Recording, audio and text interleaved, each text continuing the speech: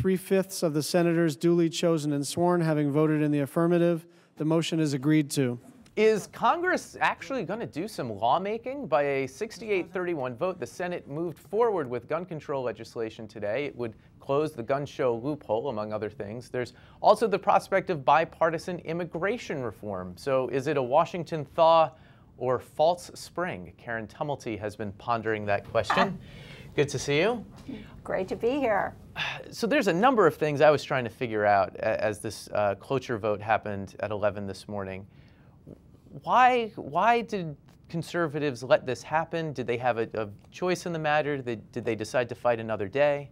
Well, first of all, it's a sign of how low our standards have sunk in Washington, that when the Senate decides to just talk about something that 90% of the public says it wants, we think this is progress. First of all, there will be other opportunities to filibuster this bill.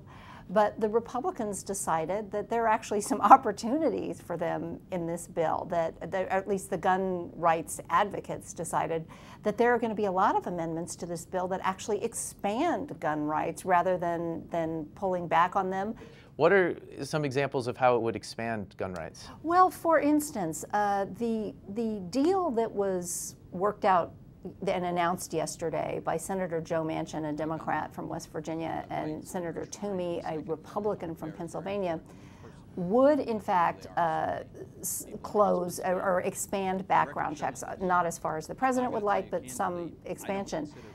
There's another provision of that bill, however, that would allow people who have concealed carry permits in one state, to go across state lines into another state that doesn't allow those permits and still carry their concealed weapons.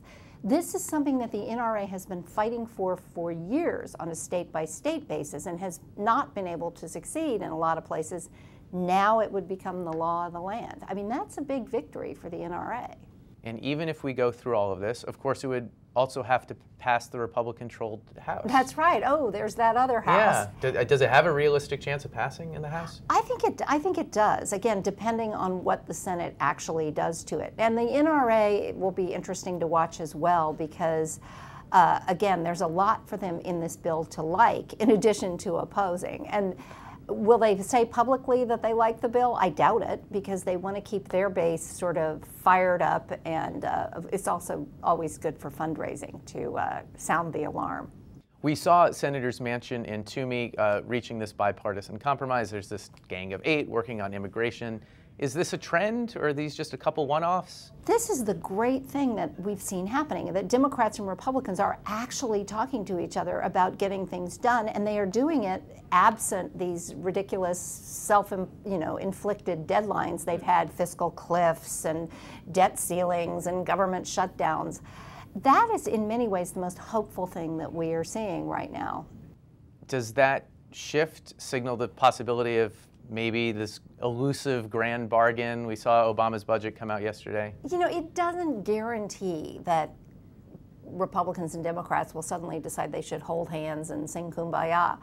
But I think that if they cannot accomplish something on immigration, if they cannot accomplish anything on gun legislation, then I don't see that there can be any hope for the grand bargain. Okay, maybe first and second base on the long trip home. Right. Karen, thanks so much. Thank you. It's great to be here.